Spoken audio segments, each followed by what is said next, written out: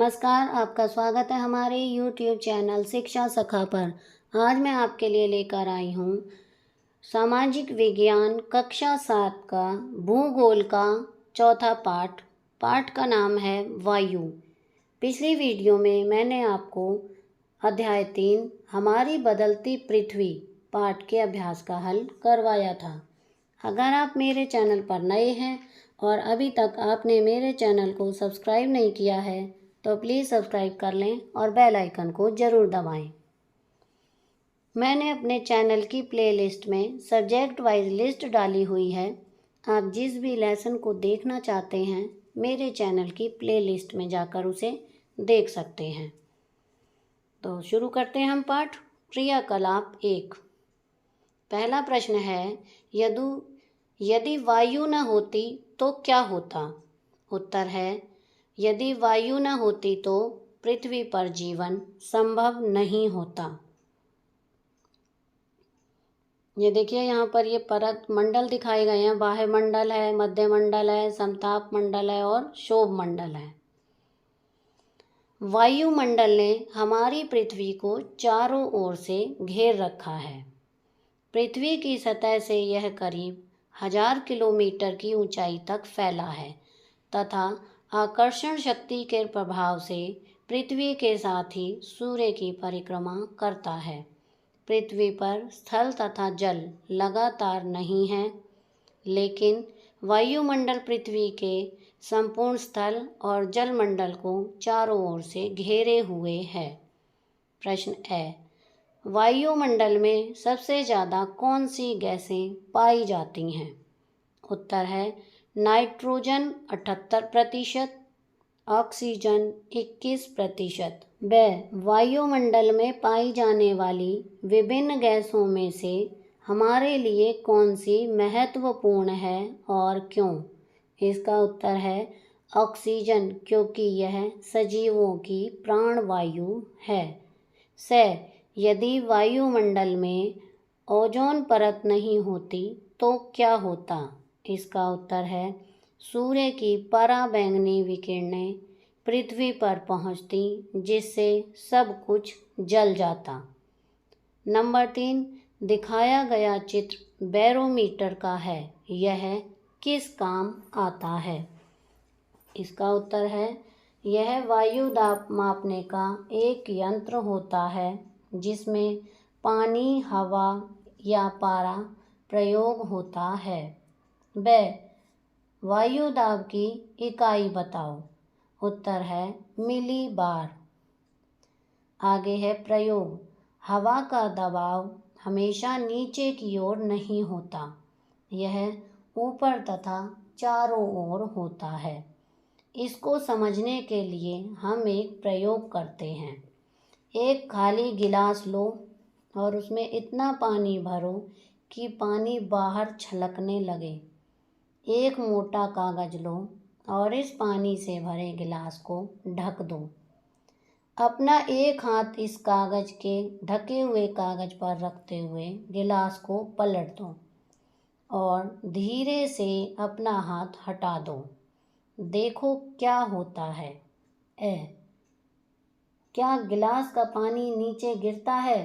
उत्तर है नहीं। ऐसा क्यों होता है? उत्तर है वायु दाब के कारण। क्रियाकलाप 2। पहला प्रश्न, वायुमंडल की कौन सी परत पृथ्वी के निकट पाई जाती है? इसका उत्तर है शोभ मंडल। दूसरा प्रश्न है, शोभ मंडल में किस तरह की घटनाएं होती हैं? इसका उत्तर है मौसम से संबंधित घटनाएं, जैसे कोहरा, धुंध, वर्षा, तड़ित गर्जन। तीसरा प्रश्न है, सूर्य से आने वाली हानिकारक किरणों से हमें कौन सी गैस बचाती है? उत्तर है ओजोन O3 पर समताप मंडल में। नंबर 4, समताप मंडल को समताप मंडल क्यों कहते हैं? इसका उत्तर है वायुमंडल का तापमान लगभग समान रहता है। पांचवा प्रश्न, तुम्हारे लिए सबसे महत्वपूर्ण मंडल कौन सा है और क्यों? उत्तर है क्षोभ मंडल, क्योंकि यह पृथ्वी के पास का मंडल है। इसमें अन्य गैसों के साथ जलवाष्प तथा धूल कण भी पाए जाते हैं।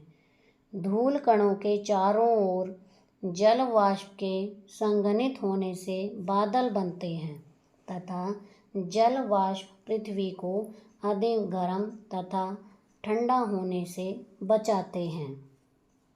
क्रियाकलाप 3, चित्र में क्या दिखाया गया है? उत्तर है वायु प्रदूषण, चिमनी से निकलता हुआ धुआं, स्कूटर का धुआं, ईंधन के जलने से निकलता धुआं। दूसरा प्रश्न है, इस प्रकार की गतिविधियों से हमारे वायुमंडल पर क्या प्रभाव पड़ेगा? इसका उत्तर है वायुमंडल में प्रदूषण बढ़ेगा। तीसरा प्रश्न है, पृथ्वी का तापमान बढ़ने के क्या क्या परिणाम हो सकते हैं? अपने साथियों से चर्चा कर सूची बनाओ। उत्तर है वैश्विक तापमान से तूफान, बाढ़, जंगल की आग, सूखा और लू की आशंका बढ़ जाती है और वर्षा के पैटर्न में बदलाव हो जाता है। 4, वर्षा की मात्रा को किस यंत्र द्वारा मापा जा सकता है? यंत्र का चित्र बनाकर नाम बताओ। उत्तर है वर्षा मापी नामक यंत्र। यहाँ पर मैंने ये चित्र बनाया हुआ है, आप भी इसी तरह से बना सकते हैं। क्रियाकलाप 4, अपने साथियों से चर्चा करके लिखो कि वायु गर्म कैसे होती है। उत्तर है सूर्य की सतह को गर्म करता है तो इससे वायुमंडल भी गर्म होता है। नंबर 2, जिस उपकरण से हम वायु के तापमान का मापन करते हैं उसका नाम लिखो। उत्तर है वायुमंडलीय तापमापी। तीसरा प्रश्न है, आओ एक गतिविधि करें। एक साधारण तापमापी लाकर नीचे दी गई तालिका को पूरा करें कि कक्षा के भीतर और कक्षा के बाहर धूप में कितना तापमान है। अपने साथियों को भी जोड़ें। ये सारणी बनाई है मैंने, इसमें हम लिखेंगे 12 बजे से 2 बजे तक कमरे का तापमान है 20 डिग्री सेल्सियस और बाहर का तापमान है 30 डिग्री सेल्सियस। बताओ अधिकतम तापमान किस समय है और क्यों? उत्तर है दोपहर में अधिकतम होता है क्योंकि सूर्य चरम पर होता है। चौथा प्रश्न है,